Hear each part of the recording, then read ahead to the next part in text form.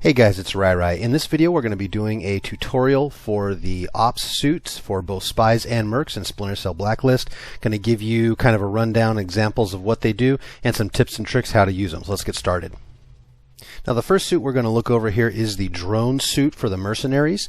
It basically sends out a little drone that has a battery. You can fly it around and hunt down spies. You can spot spies. It'll send a red outline around a spotted spy for you and your teammates to recognize and then hunt down. It will also go ahead and you can detonate it to explode it, killing any spies in the area or that are near it. Great for hunting down any spies that may be hacking a terminal. It's very useful for that.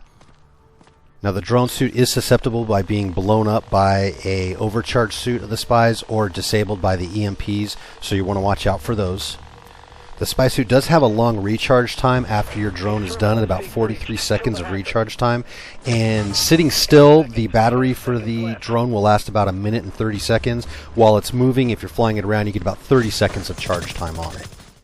Next we have the Disruptor Suit. The Disruptor Suit has a 15-second duration and a 32-second recharge and sends out a pulse wave at about a 15-foot diameter from the mercenary. What this allows you to do is disable the spies from using any of their vision modes, any of their suit abilities. It'll also disable gadgets like trophy systems and spy cameras of anything that's inside that circumference of the Disruptor Suit. So if you use a Disruptor Suit, let's say, and then you have another mercenary using a drone along with it, you can kind of keep that drone protected, from getting hit by a trophy system, for example, if you're disabled the trophy system with your Disruptor Suit.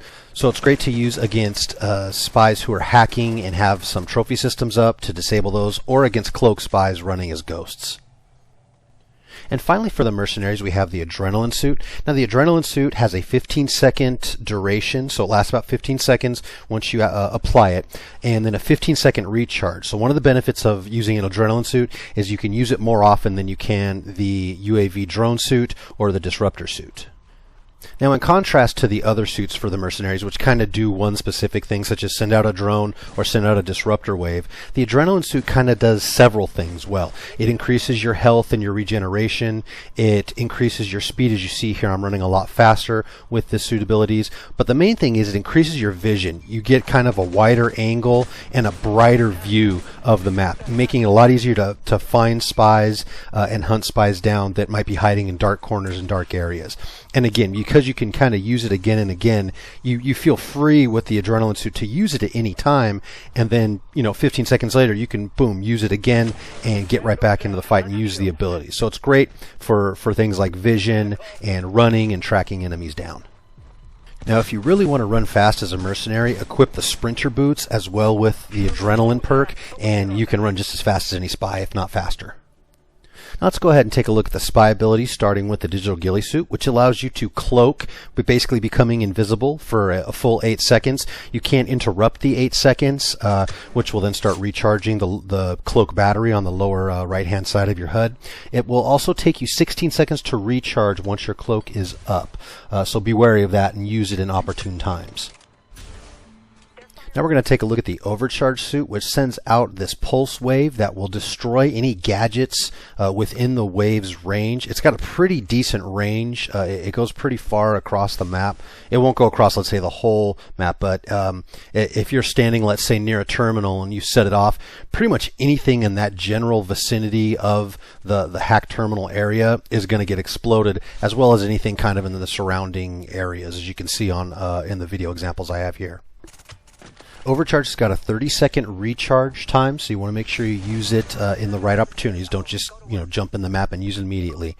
You also want to be cautious of when using it because it will destroy any mines in an area, any drones. You don't want to just be standing next to a mine and then set it off, because you will blow up that mine and kill yourself. As you see here, I get into this area, I set off my overcharge near the terminal, and I take out several mines and gadgets and just rack up a bunch of points.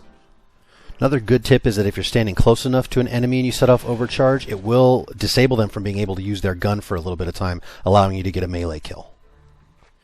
And finally, we have the intel suit for the spies. This will send out a pulse wave, a one-time pulse that will do an intel sweep and show any enemies in the area will kind of pop up with a red outline.